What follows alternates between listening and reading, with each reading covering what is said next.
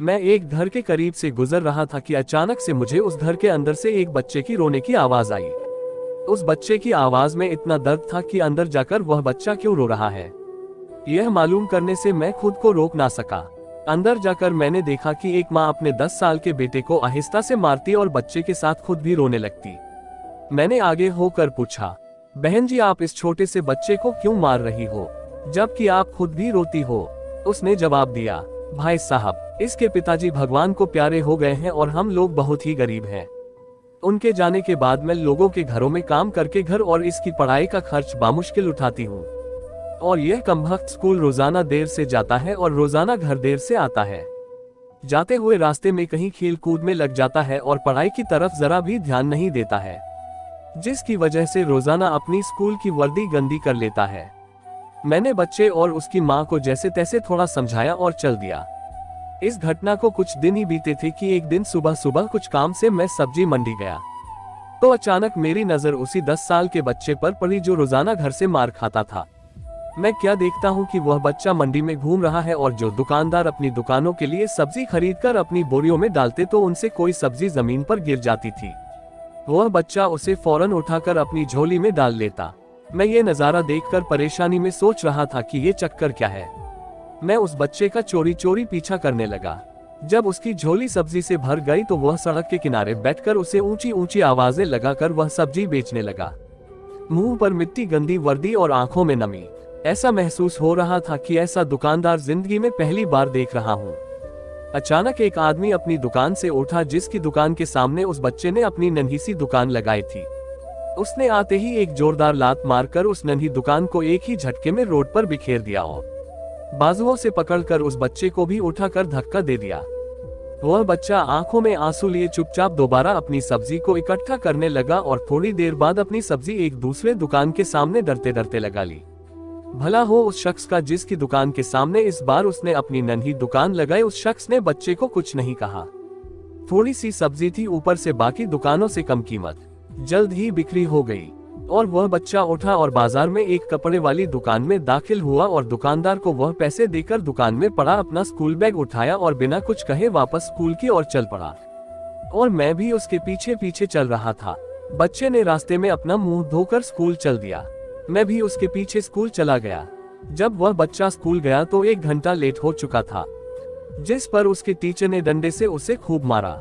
मैंने जल्दी से जाकर टीचर को मना किया कि मासूम बच्चा है, इसे मत मारो।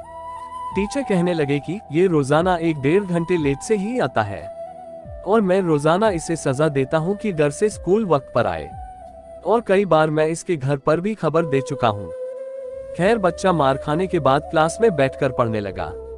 मैंने उसके टीचर का मोबाइल नंबर लिया और घर की तरफ चल दिया। घर पहुंचकर एहसास हुआ कि जिस काम के लिए सब्जी मंडी गया था वह तो भूल ही गया।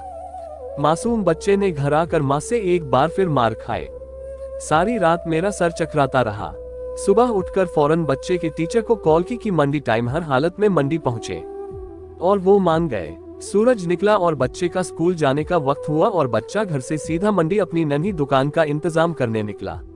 मैंने उसके घर जाकर उसकी माँ को कहा कि बहन जी आप मेरे साथ चलो, मैं आपको बताता हूँ आपका बेटा स्कूल क्यों देर से जाता है। वह फौरन मेरे साथ मुंह में ये कहते हुए चल पड़ी कि आज इस लड़के की मेरे हाथों खैर नहीं, छोड़ूंगी नहीं उसे आज। मंडी में लड़के का टीचर भी आ चुका था। हम तीनों ने मंडी की 3 जगहों पर पोजीशन संभाल ली और उस लड़के को छुप कर देखने लगे।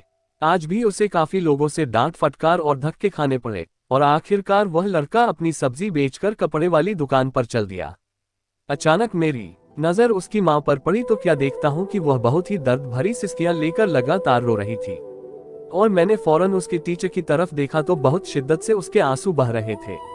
दोनों के रोने में मुझे ऐसा लग रहा था जैसे उन्होंने किसी मासूम पर बहुत जुल्म किया हो और आज उनको अपनी गलती का एहसास हो रहा हो।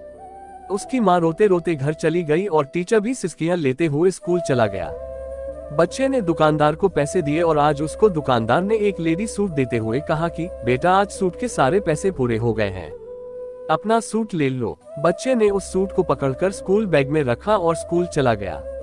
आज भी वह 1 घंटा देर से था। वह सीधा टीचर के पास गया और बैग डेस्क पर रखकर मार खाने के लिए अपनी पोजीशन संभाल ली और हाथ आगे बढ़ा दिए कि टीचर डंडे से उसे मार ले। टीचर कुर्सी से उठा और फौरन बच्चे को गले लगाकर इस कदर जोर से रोया कि मैं भी देखकर अपने आंसुओं पर काबू ना रख सका। मैंने अपने आप को संभाला और आगे बढ़कर टीचर को चुप कराया और बच्चे से पूछा कि ये जो बैग में सूट है वह किसके लिए है। बच्चे ने रोते हुए जवाब दिया कि मेरी माँ अमीर लोगों के घरों में मजदूरी करती है, उसके पास अच्छे कपड़े नहीं हैं पहनने को, तो मैंने उसके लिए ये खरीदा है। ये रोते हुए जवाब दिया कि मेरी माँ अमीर लोगों के घरों में मजदूरी करती है, उसके पास अच्छे कपड़े नहीं हैं पहनने को, तो मैंने उसके लिए ये खरीदा है। ये सुनते ही नम आंखों से माँ ने अपने बेटे को गले से लगा लिया।